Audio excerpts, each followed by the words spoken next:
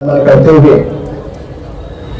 आज 17 सितंबर महाबोधि महाविहार मुक्ति आंदोलन, जिस समय महाबोधि महाविहार झाड़ी जंगलों से घिरा हुआ था, भारत और विश्व में महाबोधि महाविहार की पहचान विलुप्त थी।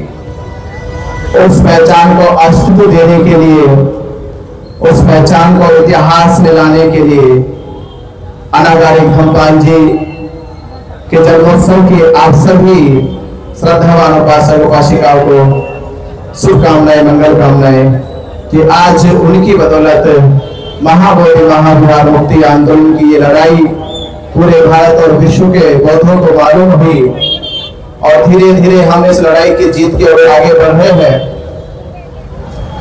तो आज पूरे भारत और विश्व में अनागारिक धम्मपाल जी के जन्मोत्सव को मनाया जा रहा और उसी उपलक्ष्य में आज का एक कार्यक्रम आयोजित हुआ।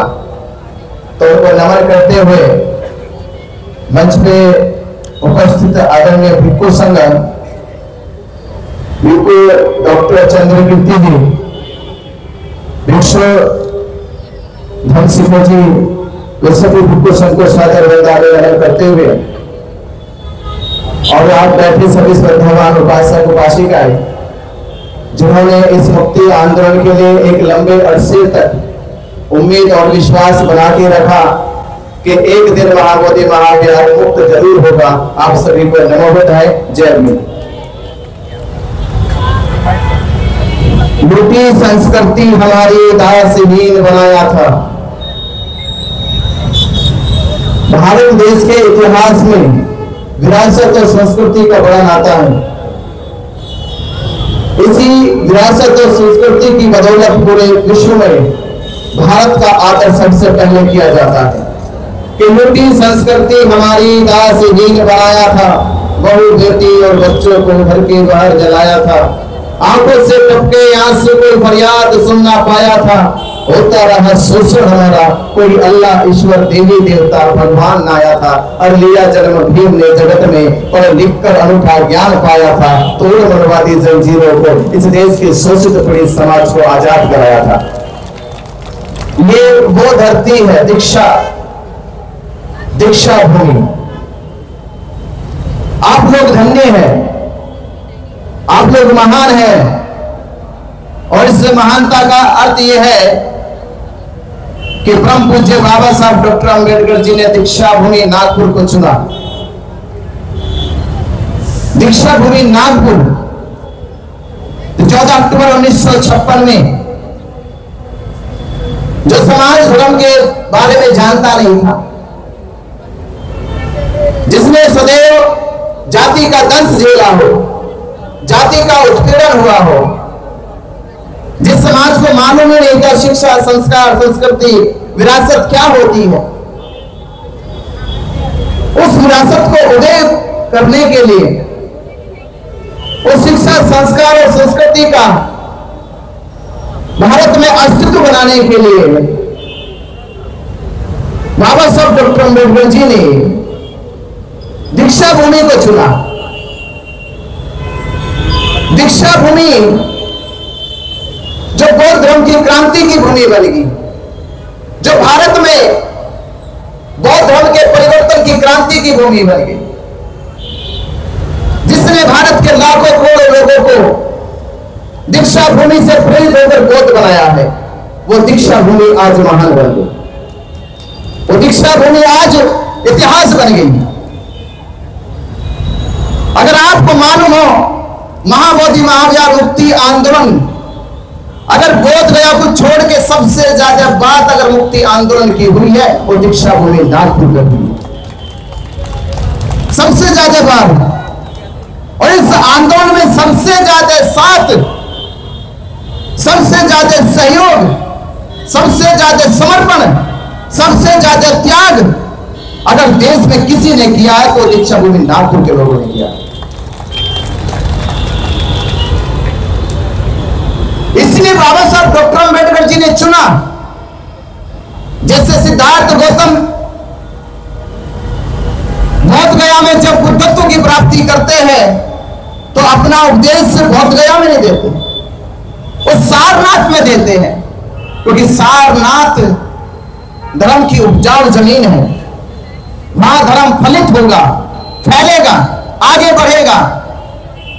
उसी प्रकार बाबा साहब डॉक्टर अंबेडकर जी को मालूम था कि धर्म की दीक्षा कहां दी जानी चाहिए। उस नागपुर में जो नागों की राजधानी है,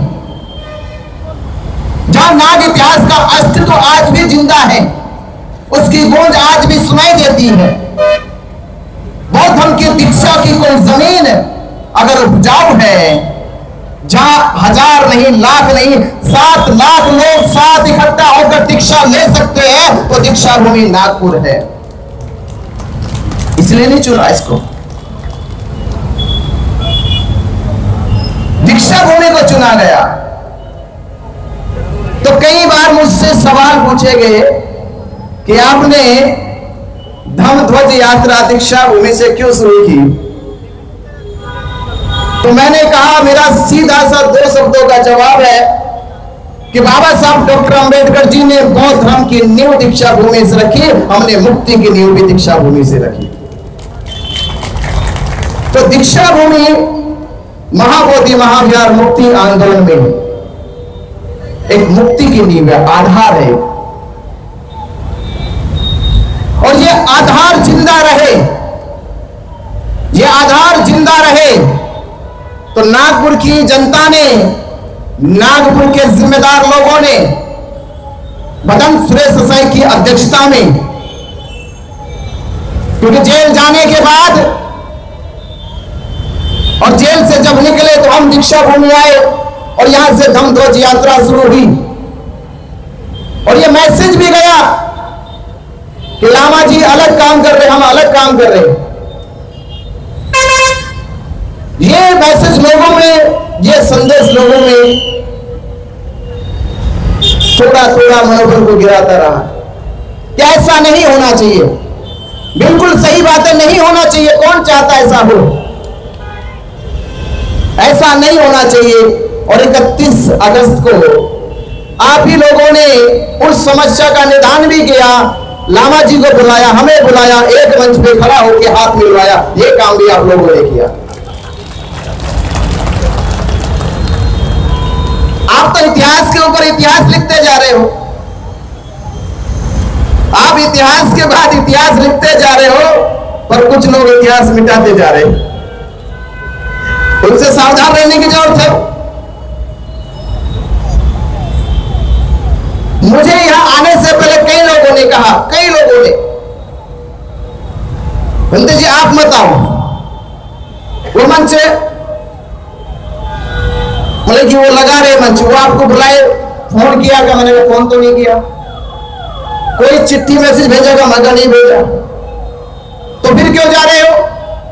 मैंने कहा लामा जी ने वो नागपुर में भी कहा था, मुंबई में कहा था कि 17 तारीख को हमारे प्रोग्राम में आओ। उनकी बात को मानने के लिए, उनको पानी देने के लिए यहां तक आए, और फर्क मिला एक। और ये फर्क मैं नहीं बताऊंगा, आपको पता है। लामा जी को हमने मुंबई बुलाया, वहां मंच पे क्या था, और यहां हम आए तो यहां मंच पे क्या था। ये फर्क पता है। आंदोलन त्याग और समर्पण से चलता है, साथ और सहमति से चलता है, औपचारिकता से नहीं चलता। किसी भी चीज की औपचारिकता घातक हो सकती है, नुकसानदायक हो सकती है। इसलिए इस मंच के माध्यम से मैं फिर कहूंगा, और लामा जी ने मुझसे जब यहां से जा रहे थे नागपुर से, तो ये एयरपोर्ट पे मिले तो कहा कि 17 तारीख को कुछ अच्छा करेंगे। मुझे लगा कि शायद उस अच्छे की भी घोषणा हुई नहीं। मैं चाहूंगा कि जब एक होने की बात है, 31 भी चली गई, मैंने आयोजकों से कहा कि आपने प्रोग्राम करवाया केवल, और प्रोग्राम इतना हो रहा है, वो हमारे मंच पे आएंगे, हम उसके मंच पे जाएंगे, समाज के मंच पे जाएंगे। इसे एक होना नहीं कहते। एक होने का मतलब है एक हो जाना। मैंने उस दिन भी कुछ कहानी के माध्यम से कहा था जिस प्रकार नदी का अस्तित्व तब तक ही पहचान में रहता है जब तक वो समुद्र में नहीं डलती, और जिस दिन समुद्र में जाती है उस दिन नदी का नाम गुमनाम हो जाता है। तो मैं चाहूंगा कि नागपुर की जनता ये प्रयास और करे। महाबोधि महाविहार मुक्ति आंदोलन बार बार मंच से कहा जा रहा है, ये लामा जी का हमारा किसी भिक्खु का नहीं है, ये आंदोलन समाज का है। तो समाज दिशा तय करे, ये आंदोलन आगे कैसे चलाया जाएगा, दिशा तय करे, और समाज अपने आप में से 20-50-100 लोगों को चुने, और पूरे दिन की बैठक हो, मंच ना हो, केवल मंच के प्रोग्राम हो गए, एक बैठक हो, इंदौर बैठक होनी चाहिए। इंदौर बैठक होकर पूरे देश में से प्रतिनिधि चुने जाए, हर स्टेट का प्रतिनिधि चुना जाए, हर डिस्ट्रिक्ट का प्रतिनिधि चुना जाए, और सभी प्रतिनिधियों के नेतृत्व में इस आंदोलन को आगे बढ़ाया जाए। और प्रतिनिधियों के साथ साथ भारत देश में तमाम बौद्ध धर्म के प्रचार प्रसार के लिए जो दिन रात संघर्ष करती संस्थाएं हैं, संगठन हैं, उनके अध्यक्ष हैं, उनके चेयरमैन हैं,